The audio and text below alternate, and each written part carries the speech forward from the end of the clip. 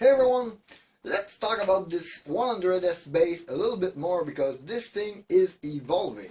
I'm the old nerve guy, welcome to that.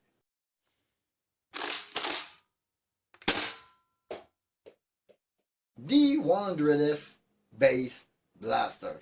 This thing wasn't perfect, as you could see in my assembly video and my review. I had quite a few issues with the blaster, but let's start at the beginning, shall we?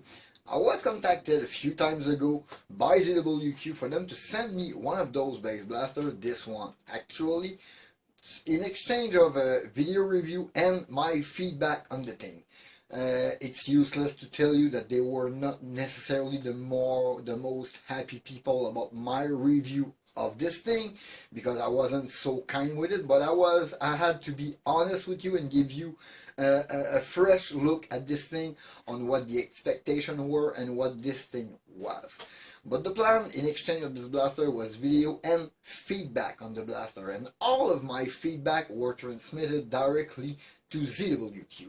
Which brings us to today, where most issue I had with this blaster will be corrected in the near future. Let me explain. Let's start with the first issue I had with the blaster, which was the mag release. Originally I had even no hole on my shell for this mag release, and even when I managed to make the perfect hole, it was a little janky to use. I changed the spring, and even there I had to shave a little bit of one of the two holes, the square hole, a little bit. Now, apparently ZWQ updated the shell for thickness and the shape of those both holes. Apparently they updated the mold because there is quite a few things around this blaster, but they updated this mag release, and hopefully none of you will receive one of those shell with no hole, which will require you to take a drill and finish the product yourself. And over that, they even redesigned the mag release itself to fix kind of the length and shape issue I had with it. Then it will be with the class of this blaster. This is a hobby grade blaster, which means we're gonna do tuning with it. We're gonna play with it. We're gonna do different power setup with it.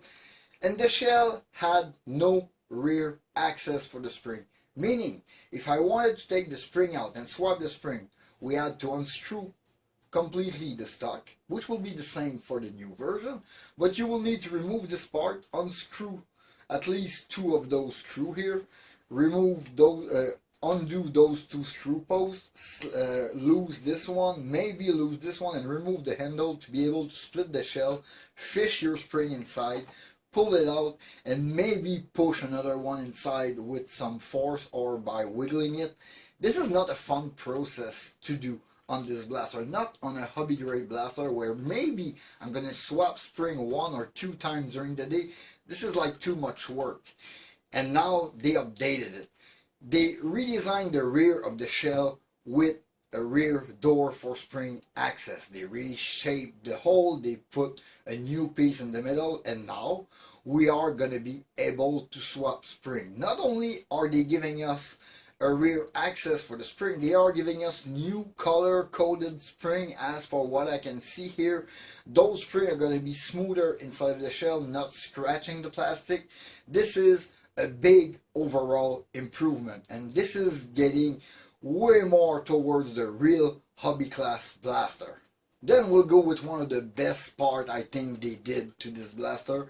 Originally I was kind of baffled to see that there was no dart gate and only one small square of plastic with one metal screw through it that was biting into my barrel, holding it in place. And if you put the shroud, you couldn't even remove the barrel. But again, this is supposed to be a hobby grade blaster, and it even had a port for quick access for barrel swap on this thing, meaning I'm supposed to be able to do a quick barrel swap on it. And now with the new updated version, they are not gonna just give us a dart gate like I asked. They give us a dart gate with threaded barrel to be on par with the new market. And the good news about this thing is because the thread on ZWQ barrel are the same as the worker thread, meaning you're going to be able to use your Harrier barrel into this thing, which give it even more compatibility and even more possibility for tuning.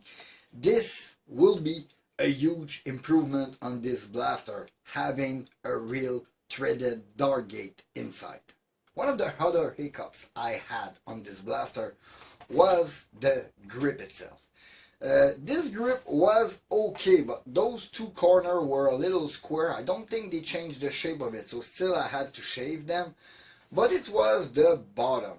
This was a hollow grip, and all the corner around it were very, very sharp. I cut myself 2 times on this handle, and believe me, ZWQ knew what I thought about this grip. This was ridiculous, having it hollow and almost that dangerous. You had to put the piece of metal inside, then put the screw through the handle, then align everything. It was a little finicky to install the handle. Now, with the new updated version, they not only put a bottom cap on this handle, which was needed from day one. I don't even understand why I received the Baize without a bottom cap on the handle. Who had the idea of leaving that hollow? I don't know. But finally, there will be a cap on future ZWQ Baize blaster. Not only that, they updated the shell with the thread directly in an insert inside of the plastic. This way you won't have to add this little piece of metal, and there won't be a moving part inside of your blaster, allowing for any grip wiggle into your blaster. This is, like I was saying, this thing is getting on hobby grade level. Then there will be this small rattle. This small rattle is the slide catch, which is inside of the blaster. This thing is effective because it's really moving freely up and down, but there was only one screw on it.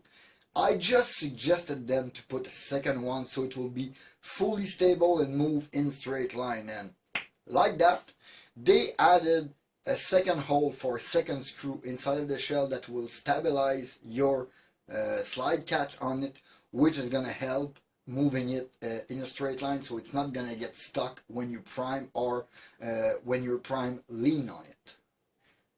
Staying in the subject of catch and around the handle, this trigger and catch at the bottom, they reworked basically all of the clearance so it's a little more snappy on the trigger pull. Plus we don't see it very well on those pictures, but the design of the catch itself has been changed with the roller bearing on the catch plate, so it's going to move even more freely inside of your shell. And this is a really nice upgrade to go on this blaster. I didn't have any issue on that part, but that's a very, very nice update. The hardware.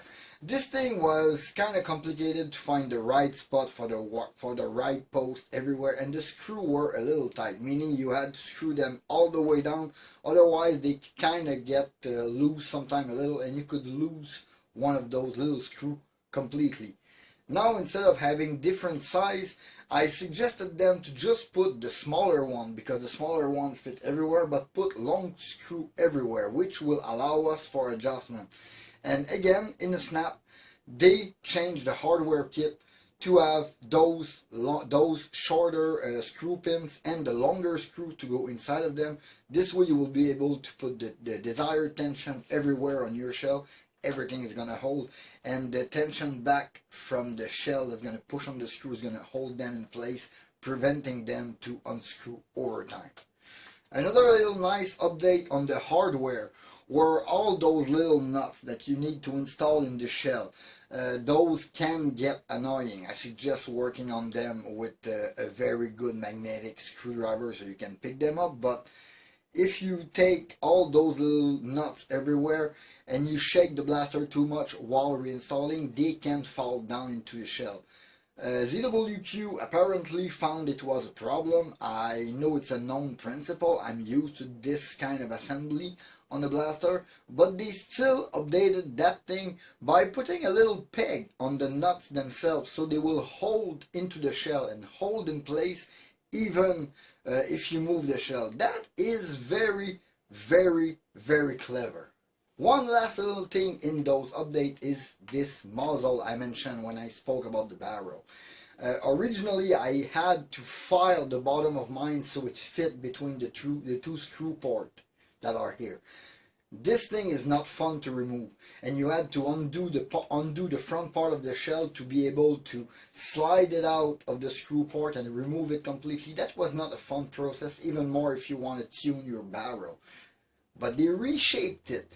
Instead of asking you to take a file and reshape it, they completely reshaped it so you can just push it, it will kind of click in place. You can just tighten your screw and it will hold. That is genius, and that is going to give some value to this muzzle, because I was really ready to just get rid of it because it's more annoying than anything. But if I can remove it easily, it's going to be perfect. Hopefully this thing is going to come sooner than later, and hopefully ZWQ is going to hold their promise of sending me one updated version of the Baize so I can show you a real-time compare of both blasters, show you how it evolved.